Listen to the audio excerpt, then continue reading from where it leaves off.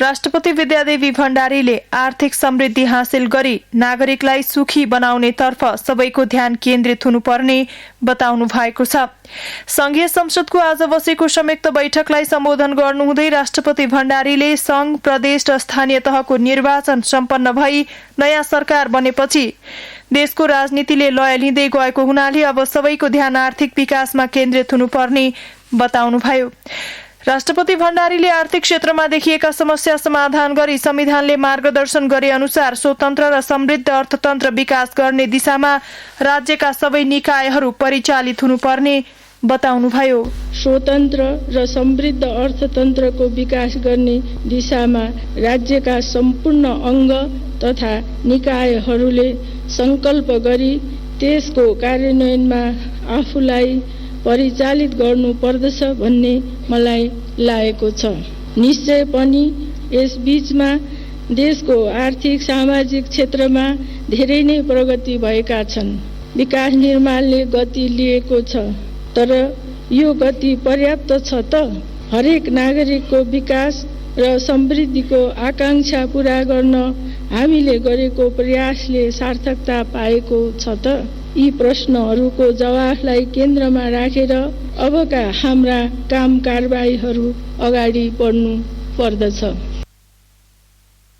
राष्ट्रपति भण्डारीले कोभिड-19 का कारण विश्व अर्थतन्त्रमा परेको प्रभावबाट नेपाल पनि अछुतो नरहेको हुनाले अर्थतन्त्रको सुदृढीकरणका लागि गम्भीर पाइला चाल्नुपर्ने बताउनुभयो। राष्ट्रपति भण्डारीले कृषि उत्पादन, ऊर्जा र पर्यटन क्षेत्रको विकासबाट सरकारले बढी फाइदा लिन सक्ने सम्भावना रहेकाले त्यसतर्फ विशेष ध्यान दिनु आवश्यक रहेको बताउनुभयो। राष्ट्रपति भण्डारीले संविधान र कानूनले प्रत्याभूत गरे अनुरूप महिला विरुद्ध हुने सबै प्रकारका हिंसाहरू अझै अन्त्य हुन नसक्नुका कारण खोजी गरी कार्यान्वयन हुन नसकेका नीति तथा कार्यक्रमहरूको पुनरावलोकन गर्न आवश्यक रहेको पनि बताउनुभयो। महिला स्वास्थ्यमा समेत प्रशस्त लगानी गरिएको छ, तर रोग प्रतिरोधात्मक क्षमता विकास गर्न हाम्रा प्रयास पर्याप्त छन् या छैनन्? किन अहिले पनि दुर्गम क्षेत्रमा सुत्केरी हुन नसकेर वा सुत्केरी भएपछिको सामान्य उपचारको अभावमा अकालमा ज्यान गुमाउनु पर्ने अवस्था रहेको छ? किन अहिले पनि महिलाहरू विभिन्न किसिमका सामाजिक कुरीतिको शिकार भइरहेका छन्? घरेलु हिंसा, यौन हिंसा र अन्य प्रकारका हिंसाबाट महिलाहरूले अझै किन सुरक्षित महसुस गर्न सकिरहेका छैनन्? यी प्रश्नहरूको उत्तर खोजिनु जरुरी छ। हाम्रा नीति तथा कार्यक्रम राम्रा हुँदाहुँदै पनि यिनको प्रभावकारी कार्यान्वयन हुन नसकेको हुँदा यसमा पुनर्विचार गर्न आवश्यक देख्दछु। राष्ट्रपति भण्डारीले शिक्षित युवाको विदेश पलायन रोक्न उद्योग तथा कृषि क्षेत्रलाई प्राथमिकतामा राखी नेपाली उत्पादनलाई प्रतिस्पर्धी बनाउने तथा सामूहिक खेती प्रणालीद्वारा कृषि क्षेत्रमा पूर्णकालीन रोजगारी सृजना गर्न ध्यान दिनुपर्ने बताउनुभयो। स्वास्थ्य, शिक्षा, सूचना प्रविधिको विकासबाट देशलाई समुन्नत बनाउन सक्ने गरी विशेष कार्ययोजनाका साथ देशको युवा जनशक्तिलाई परिचालन गर्दै अगाडि बढ्नुपर्ने आवश्यकता पनि राष्ट्रपति भण्डारीले सम्बोधनका क्रममा उल्याउनुभयो। राष्ट्रपति भण्डारीले आफूले सम्बोधनका क्रममा उठाएका विषयहरू सरकारको आगामी नीति तथा कार्यक्रममा समेटिने विश्वास व्यक्त गर्नुभयो। नेपालको संविधानको धारा 95 बमोजिम संघीय संसदको दुवै सदनको संयुक्त बैठकलाई राष्ट्रपति भण्डारीले सम्बोधन गर्नु भएको हो। राष्ट्रपति विद्यादेवी भण्डारीले संघीय संसदको दुवै सदनको संयुक्त बैठकलाई सम्बोधन गर्नु भएपछि आज बसेको प्रतिनिधि सभा र राष्ट्रिय सभाको छुट्टा छुट्टै बैठकबाट धन्यवाद प्रस्ताव सर्वसम्मतिले पारित भएको छ। ती दुवै बैठकमा प्रधानमन्त्री पुष्पकमल दाहाल प्रचण्डले राष्ट्रपति विद्यादेवी भण्डारीले संघीय संसदको दुवै सदनको संयुक्त बैठकमा सम्बोधन गर्नुभएको प्रति चेबुल गर्नु भएको थियो। प्रतिनिधि सभाको अर्को बैठक माघ 29 गते आइतबार दिनको 3 बजे बस्नेछ। यस्तै राष्ट्रिय सभाको अर्को बैठक फागुन 2 गते मंगलबार दिनको 1 बजे बस्नेछ। सत्ता साझेदार दलहरू सहभागी उच्चस्तरीय राजनीतिक संयन्त्रको बैठकमा मन्त्री परिषदलाई पूर्णता दिने विषयमा छलफल भएको छ। प्रधानमन्त्री निवास बालुवाटारमा आज बसेको बैठकमा राष्ट्रिय स्वतन्त्र पार्टीलाई सरकारमा फर्काउने लगायत सरकार सञ्चालनको विषयमा छलफल भएको हो। संयन्त्रको बैठकमा राष्ट्रपतिको उम्मेद्वारबारे कुनै छलफल नभएको प्रधानमन्त्रीका प्रेस संयोजक सूर्य किरण शर्माले जानकारी दिनुभयो। बैठकमा विगतका कार्यहरूको समीक्षा, आगामी योजना लगायत समसामयिक राजनीतिक विषयमा छलफल भएको उहाँले बताउनुभयो। बैठकमा नेकपा माओवादीका अध्यक्ष पुष्पकमल दाहाल प्रचण्ड, नेकपा एमालेका अध्यक्ष केपी शर्मा ओली, राष्ट्रिय स्वतन्त्र पार्टीका सभापति रवि लामिछाने, राष्ट्रिय प्रजातन्त्र पार्टीका अध्यक्ष राजेन्द्र लिङदेन सहभागी हुनुहुन्थ्यो। संस्कृति, पर्यटन तथा नागरिक उड्डयन मन्त्रालयले त्रिभुवन अन्तर्राष्ट्रिय विमानस्थलका महाप्रबन्धक प्रेमनाथ ठाकुरलाई निलम्बन गर्न नेपाल नागरिक उड्डयन प्राधिकरणलाई निर्देशन दिएको छ। गैरकानूनी रूपमा एक वायु सेवा कम्पनीसँग लाभ लिने उद्देश्यले गरेको कुराकानीको श्रव्य सामग्री पाइएपछि मन्त्रालयले प्राधिकरणलाई पत्राचार गर्दै उक्त निर्देशन दिएको हो। संस्कृति, पर्यटन तथा नागरिक उड्डयन मन्त्रालयका सहसचिव एवं प्रवक्ता राजेन्द्र कुमार केसीले यस विषयमा थप अनुसन्धान गर्न मन्त्रालयले अख्तियार दुरूपयोग अनुसन्धान आयोगलाई अनुरोध गरेको जानकारी दिनुभयो। सुदूरपश्चिम प्रदेशका नवनियुक्त मुख्यमन्त्री कमल बहादुर शाहले पद तथा गोपनीयताको शपथ लिनु भएको छ। आज प्रदेश प्रमुखको कार्यालयमा आयोजित समारोहमा प्रदेश प्रमुख देवराज जोशीले नवनियुक्त मुख्यमन्त्री शाहलाई पद तथा गोपनीयताको शपथ ग्रहण गराउनुभयो। उहाँलाई प्रदेश प्रमुख देवराज जोशीले हिजो साँझ मुख्यमन्त्रीमा नियुक्त गर्नु भएको थियो। यसैगरी नवनियुक्त मन्त्रीद्वय प्रकाश बहादुर देउवा र नरेश कुमार शाहीले पद तथा गोपनीयताको शपथ लिनु भएको छ। देउवा नेपाली कांग्रेस र शाही नेकपा एकीकृत समाजवादीबाट मन्त्रीमण्डलमा सहभागी हुनु भएको छ। आजै पदभार ग्रहण गर्नुहुँदै मुख्यमन्त्री शाहले भ्रष्टाचार नियन्त्रणका लागि प्रादेशिक कार्ययोजना तर्जुमा समिति गठन गर्ने निर्णय भएको बताउनुभयो। मुख्यमन्त्री शाहले गठित तर्जुमा समितिले 30 दिनभित्र प्रतिवेदन बुझाउने र त्यसैका आधारमा भ्रष्टाचार नियन्त्रणका लागि थप योजना अघि बढाउने बताउनुभयो। यसैबीच आज बसेको प्रदेश सरकार मन्त्री परिषदको पहिलो बैठकले लागू औषध दुर्व्यसनीको उपचारका लागि पुनर्स्थापना केन्द्र स्थापना गर्ने र त्यसका लागि आन्तरिक मामिला तथा कानून मन्त्रालयले सम्बन्धित निकायको समन्वयमा काम अघि बढाउने निर्णय गरेको छ। नेपाली कांग्रेसका महामन्त्री गगन कुमार थापाले संसदमा विचाराधीन सार्वजनिक सेवा प्रसारण विधेयकलाई टुङ्गोमा पुर्याउन आफूले भूमिका खेल्ने बताउनु भएको छ।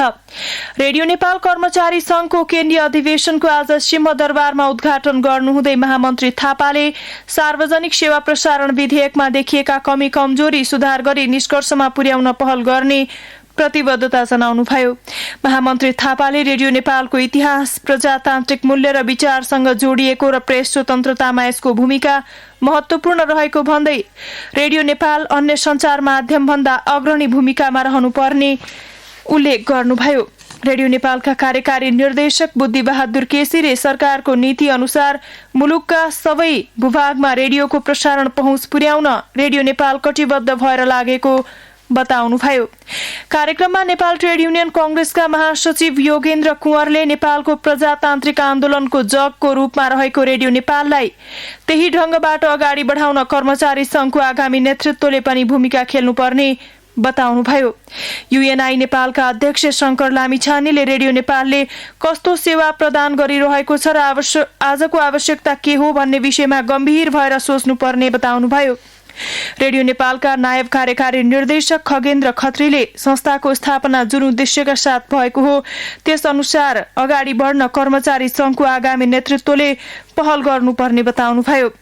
कार्यक्रममा कर्मचारी संघका अध्यक्ष चेतनारायण पौडेल, नेपाल सार्वजनिक सेवा कर्मचारी संघका महासचिव परशुराम पुडासैनी, पब्लिक मिडिया फोरमका अध्यक्ष दुर्गा फुयान लगायतले आफ्नो धारणा राख्नु भएको थियो।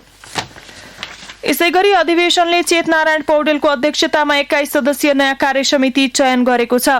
कार्यसमितिको सहअध्यक्षमा पराग पोखरेल चयन हुनु भएको छ भने वरिष्ठ उपाध्यक्षमा शंकर भण्डारी र मुकुन्द भण्डारी रहनु भएको छ। यसैगरी उपाध्यक्षहरूमा भगवती गेवाली महिला, भीम घिमिरे र मनोज गुप्ता चयन हुनु भएको छ। यस्तै महासचिवमा बद्री ढकाल, उपमहासचिवमा विदुर अधिकारी, सचिव अशोक मिश्र र रमा भुर्तेल, कोषाध्यक्ष तुलसीराम पौडेल र सहकोषाध्यक्षमा जिल्लामा बलराम कोइराला रहनु भएको छ। बागलुङ जिल्लामा ड्रागन फ्रुटको व्यावसायिक खेतीतर्फ किसानहरूको आकर्षण बढ्दै गएको छ। जिल्ला कृषि ज्ञान केन्द्र बागलुङले बहुउपयोगी ड्रागन फ्रुटको खेतीका लागि किसानलाई आवश्यक प्राविधिक ज्ञानका साथै बेर्ना मल लगायतको सहयोग उपलब्ध गराउन थालेपछि त्यस क्षेत्रका किसानहरूको ड्रागन खेतीतर्फ आकर्षण बढ्दै गएको हो। बागलुङबाट संवाददाता कोपिला कण्डेलको रिपोर्ट। पछिल्लो समय अत्याधिक बजार माग भएको ड्रागन फ्रुटको बागलुङमा समेत व्यावसायिक खेती गर्न थालिएको छ। बागलुङ नगरपालिका 1 रामरेखाका विमलेश आचार्यले 7 रोपनी बाँझो जग्गा सदुपयोग गरी ड्रागन फ्रुटको व्यावसायिक खेती थाल्नु भएको छ। 50 लाख लगानीमा मुख्य बाली धान कोदो मकै हुने 7 रोपनी जग्गामा व्यावसायिक रूपमा सिउँडी जातको ड्रागन फ्रुटका बिरुवा रोप्नु भएको छ। प्रति कट्ठा 50 वटा सिमेन्टको पिल्लर ठड्याएर 2124 बिरुवा रोप्नु भएको हो। उहाँले मासिक 15,000 को दरले 3 जनालाई रोजगारी समेत दिनु भएको छ।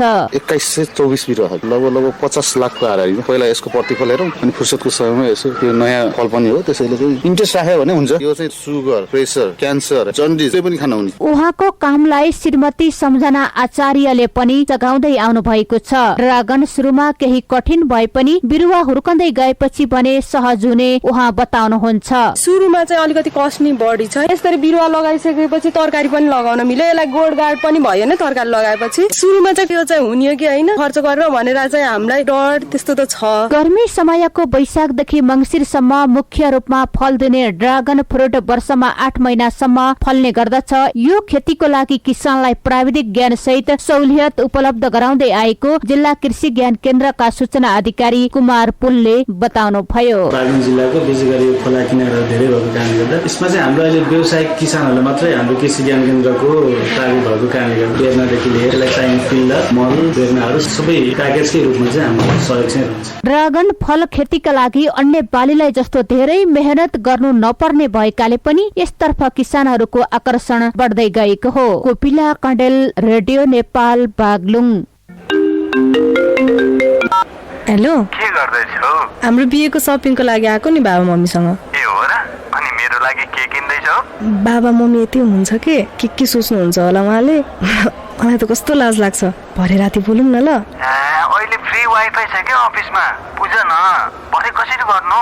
मेरो हुनेवाला श्रीमानज्यूलाई यति पनि थाहा छैन कि क्या हो? के थाहा छैन मलाई? एनटीसी को अनलिमिटेड नाइट भोइस प्याक राति 10 बजेदेखि बिहान 6 बजेसम्म। ए हो त है, मेरो वाइफ त कति स्मार्ट। अब त रातै हाम्रो। अब रात तपाईको। नेपाल टेलिकम, राष्ट्रको सञ्चार। विज्ञापनपछि अब बाँकी समाचार। नेपाल समाजवादी पार्टीका अध्यक्ष तथा पूर्व प्रधानमन्त्री डाक्टर बाबुराम भट्टराईले अहिलेको अवस्थामा नेपालमा वैकल्पिक राजनीतिक शक्ति आवश्यक रहेको बताउनु भएको छ।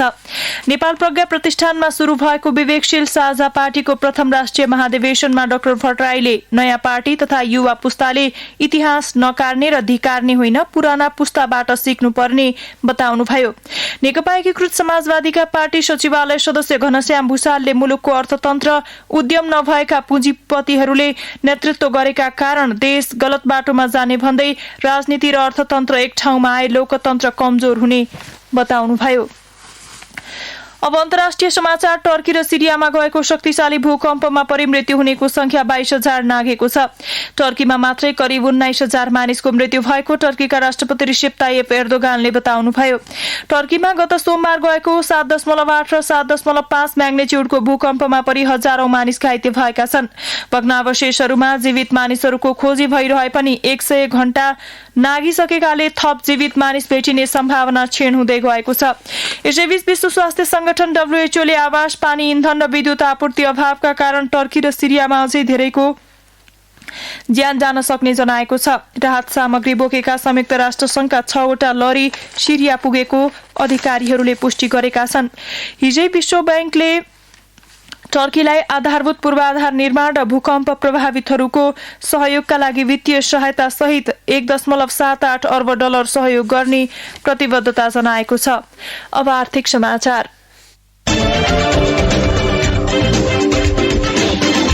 नेपाल राष्ट्र बैंकले चालू आर्थिक वर्षको मौद्रिक नीतिको अर्धवार्षिक समीक्षा सम्पन्न गरेको छ। मौद्रिक नीतिको समीक्षा गर्दै राष्ट्र बैंकले ओभरनाइट तरलता सुविधा घटाएको छ।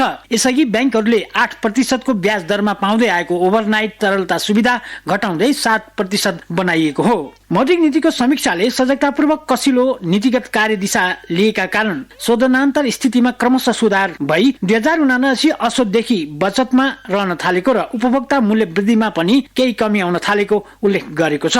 केही समयको आयातमा लगाइएको प्रतिबन्ध र प्रतिपत्र खोल्दा राख्नुपर्ने नगद मार्जिन सम्बन्धी व्यवस्था पूर्ण रूपले हटाइएको सन्दर्भमा आयात पुनः बढ्न गई बाह्य क्षेत्रमा दबाव पर्न सक्ने सम्भावना रहनुका साथै औसत मुद्रास्फीति अझै पनि लक्ष्यभन्दा माथि रहेकोले चालू आर्थिक वर्षको मौद्रिक नीतिमा लिएका कार्यदिशालाई यथावत राखिएको समीक्षामा उल्लेख गरिएको छ।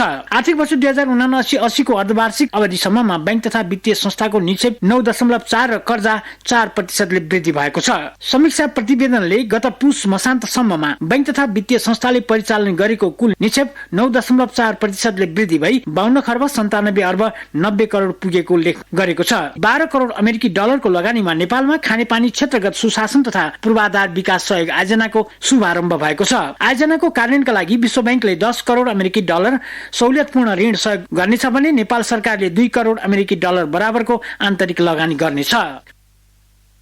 आर्थिक समाचारका साथमा हुनुहुन्थ्यो भुवन आचार्य। अब खेल समाचार। बंगलादेशमा भएको साफ U20 महिला च्याम्पियनशिप फुटबलमा उपविजेता बनेको नेपाली टोली शुक्रबार स्वदेश फर्किएको छ। नेपाली टोली शुक्रबार दिउँसो स्वदेश फर्किएको हो। नेपाली टोलीलाई अखिल नेपाल फुटबल संघ एन्फाका पदाधिकारीले त्रिभुवन अन्तर्राष्ट्रिय विमानस्थलमा स्वागत गरेका थिए। ढाका स्थित वीर श्रेष्ठ सहित सिपाही मुस्ताफ क्लब स्टेडियममा बिहिबार भएको फाइनल खेलमा बंगलादेशसँग 3-0 को गोल अन्तरले पराजित भएको थियो। फाइनलमा पराजित भएसँगै नेपाल उपविजेता बनेको थियो। बंगलादेश भने अपराजित रहँदै च्याम्पियन बनेको थियो। राउन्ड रोबिनको आधारमा भएको प्रतियोगिताको शीर्ष 2 टोली नेपाल र बंगलादेशले उपाधिका लागि प्रतिस्पर्धा गरेका हुन्। 4 राष्ट्र सहभागी प्रतियोगितामा नेपाल दोस्रो स्थानमा रहँदै फाइनल खेलेको हो। बंगलादेश भने शीर्ष स्थानमा रहेर फाइनल खेलेको हो। मंगलबारबाट सुरु भएको नेपाल, नामिबिया र स्कटल्यान्ड सम्मिलित त्रिदेशीय सिरिजका लागि घोषणा भएको 14 सदस्यीय नेपाली टोलीमा सूर्यले पहिलो पटक स्थान बनाएका हुन्। भक्तपुरका 21 वर्षीय सूर्य U19 राष्ट्रिय टोली हुँदै सिनियर टोलीमा अटाएका हुन्। सूर्यले 2 साता अघि भएको नेपाल T20 लिगमा विराटनगर सुपर किङ्सलाई फाइनलसम्म पुर्याउन शानदार प्रदर्शन गरेका थिए। सूर्यले घरेलु क्रिकेट बने बागमती प्रदेशबाट खेल्ने गर्दछन्। केही महिना अघि सम्पन्न प्रधानमन्त्री कप राष्ट्रिय एकदिवसीय क्रिकेट प्रतियोगितामा सूर्यले 4 खेलमा 121 रन खर्चिएर 5 विकेट लिएका थिए। 14 सदस्यीय नेपाली टोलीमा स्पिनरमा सूर्य सहित पूर्व कप्तान सन्दीप लामिछाने र ललित नारायण राजवंशीलाई समावेश गरिएको छ। पूर्व कप्तान लामिछाने फिलिङ 11 मा पर्ने लगभग पक्का रहेको स्थितिमा सूर्य वा ललित मध्ये एकले मात्र मौका पाउनेछन्।